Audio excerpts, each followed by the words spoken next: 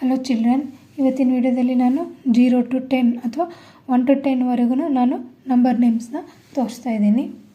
First one ಬಂದು 0, ZERO 0.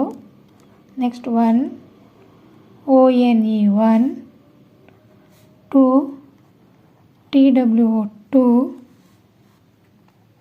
3, THREE 3, 4, FOUR 4, 5, FIVE 5, 6, SIX 6, 7,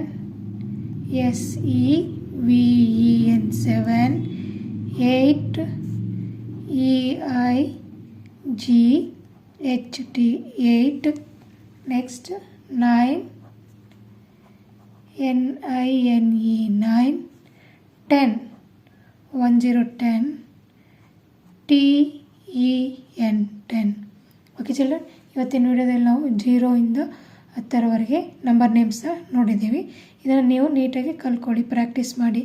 ಹೇಳುವಾಗ ಈ ಥರ 0, ZERO 0, ONE 1 ಈ ಥರ ಹೇಳ್ಕೊತಾನೆ ಬರೀಬೇಕು. ಈ ಥರ ಹೇಳ್ಕೊತ ಪ್ರಾಕ್ಟೀಸ್ ಮಾಡುವಾಗ ಏನು ಮಾಡಬೇಕು, ನೀವು ZERO 0, ONE 1, ONE 1, ONE 1 ಈ ಥರ.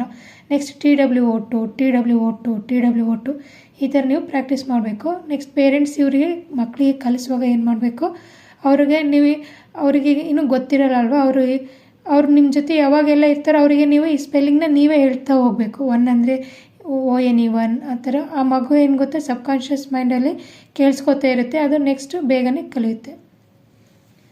Thank you.